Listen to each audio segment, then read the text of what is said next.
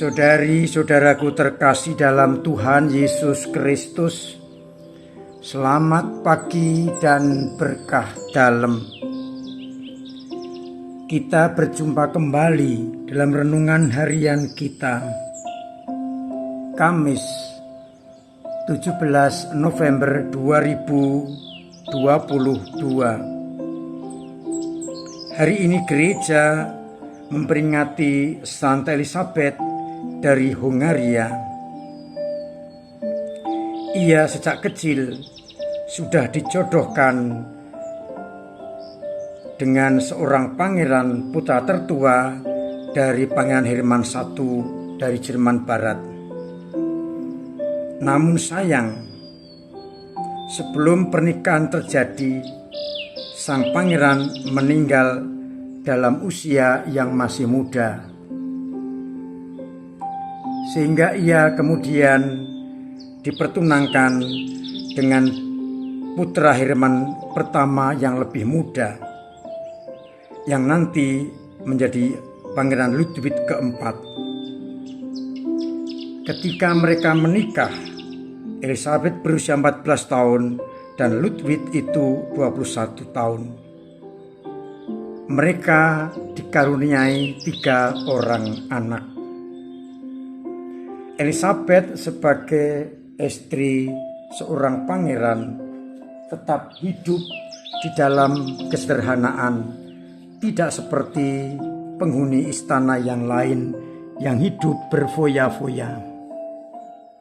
Ia banyak berderma dan uangnya banyak dibagikan kepada orang-orang miskin. Sikapnya itu tidak disukai oleh penghuni istana yang lain. Pada suatu hari, ia membawa sekeranjang roti untuk dibagi-bagikan kepada orang miskin. Namun sayang, ia ketahuan sang suami dan ditanya, "Apa itu?" Elizabeth segera menjawab, "Bunga mawar." Karena sang suami tidak percaya, maka digeledahlah keranjang itu dan memang didapati bunga-bunga mawar. Ludwig keempat semakin sayang akan Elizabeth ini dan ikut terjun di dalam melayani, memperhatikan orang-orang kecil. Sayang, Pangeran Ludwig keempat ini ikut di dalam perang salib. Dan ketika ia ikut dalam perang salib, terkena wabah pes dan meninggal. Sejak saat itulah Elizabeth diusir dari istana dengan 3 anaknya. Kemudian Elizabeth menitipkan anaknya kepada saudaranya dan ia masuk ordo ketiga Santo Fransiskus dengan tetap berperhatian kepada orang-orang kecil, orang miskin, orang yang membutuhkan pertolongan. Ia dengan gigih berperhatian kepada orang-orang kecil, bahkan membangun rumah sakit untuk menolong mereka yang membutuhkan.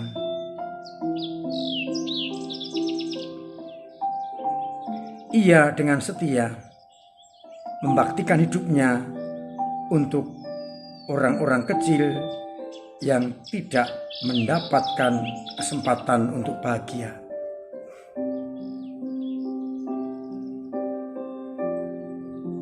Akhirnya ia dijemput maut tanggal 17 November 1231 dalam usia 24 tahun. Dan banyak mujizat terjadi dengan perantaraan Santa Elizabeth ini.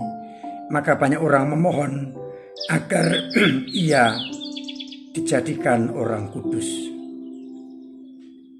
Ia menjadi pelindung karya-karya sosial termasuk rumah sakit Salah satu yang kita kenal di Semarang adalah Rumah Sakit Santa Elizabeth berlindung di bawah naungan Santa Elizabeth dari Hungaria ini.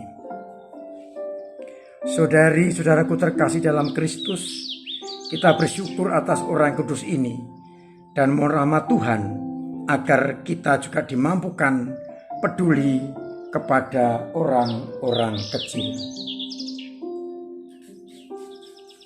Bacaan yang kita jadikan dasar untuk permenungan kita dikutip dari kitab Wahyu yang berbicara mengenai anak domba yang telah disembelih dan dengan darahnya menebus kita dari segala bangsa.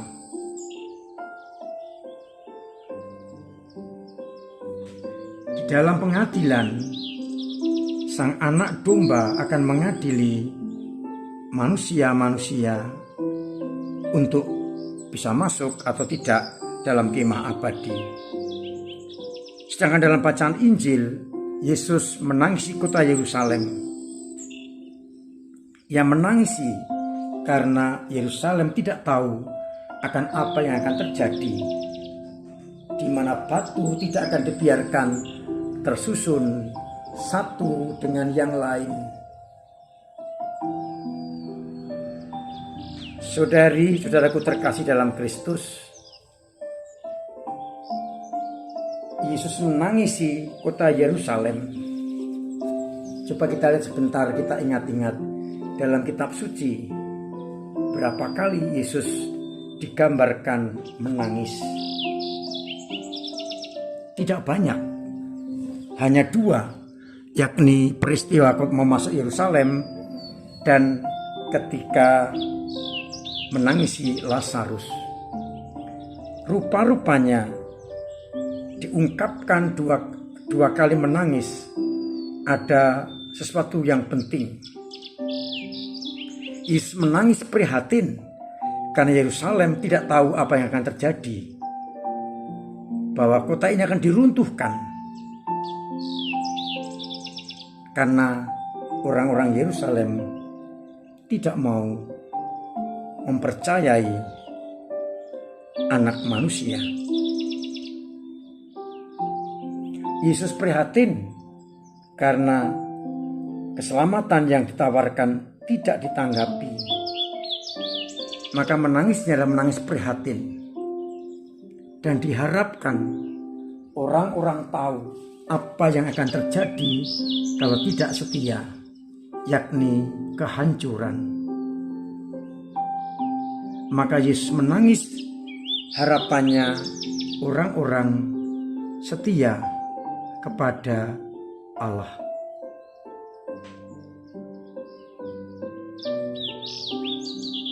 Saudari-saudaraku terkasih, dikatakan oleh Yesus,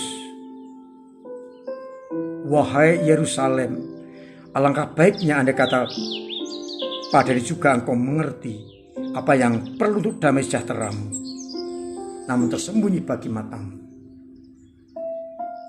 Yesus ingin agar orang mengetahui apa yang perlu untuk damai sejahtera. Bukan kehebatan, bukan kekayaan, tapi kesetiaan. Sehingga mereka yang setia akan mendapatkan apa yang kita dambakan, yakni damai sejahtera. Maka pertanyaan untuk permenungan kita, apakah Yesus juga menangisi kita karena kita tidak tahu apa yang akan terjadi? Lebih tepat, apakah Yesus menangisi aku karena aku tidak menanggapi kasih karunia Allah? Seharusnya tidak. Tapi kita boleh merenungkan, apakah tindakanku, hidupku, karyaku menjadikan Yesus menangis atau Yesus tertawa dan bersukacita?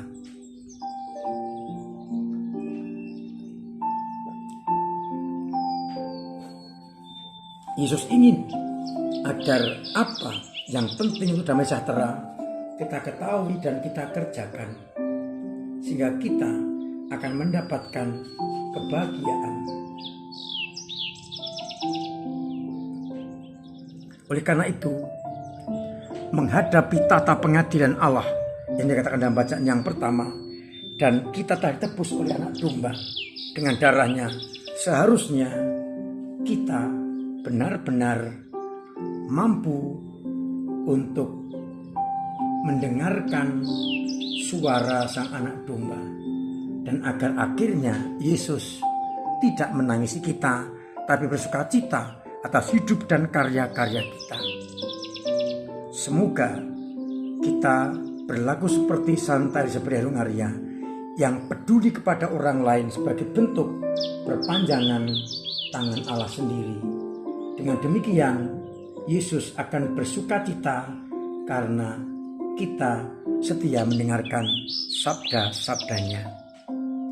Tuhan memberkati kita sekalian. Amin. Marilah kita berdoa.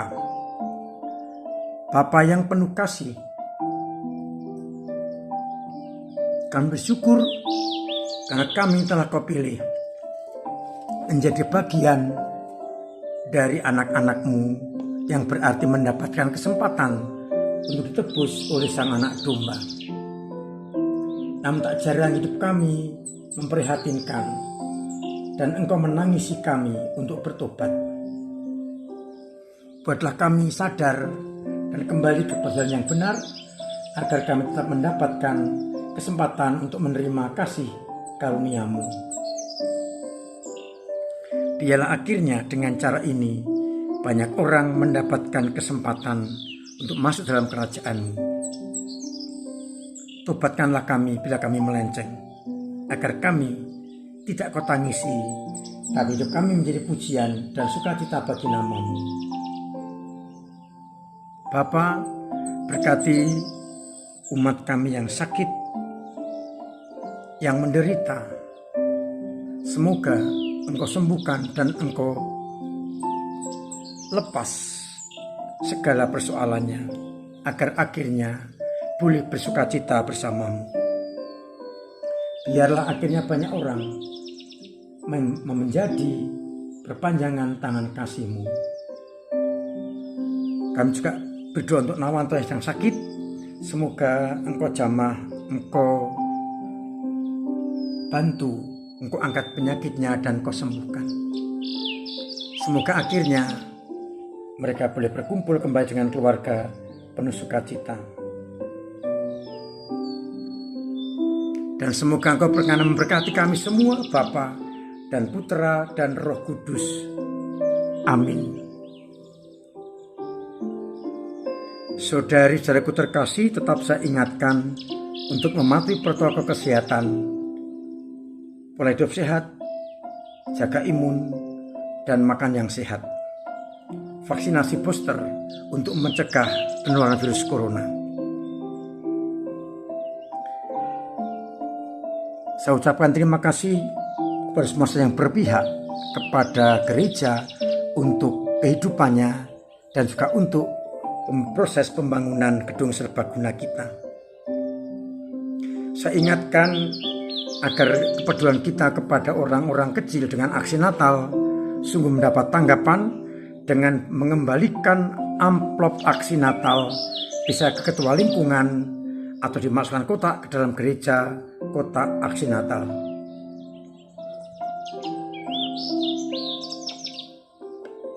Bisa juga kepada Mbak Hermin bagian keuangan.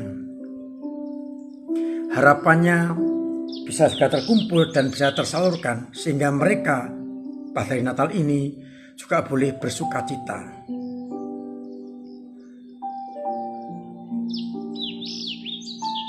Untuk kesempatan mengucapkan ucapan selamat Natal akan segera diterima, akan diedarkan syarat-syaratnya dan bisa mulai diproses agar nanti tanggal 24, 25, 27 dan malam tahun baru atau keluarga kudus juga bisa ditayangkan di monitor televisi.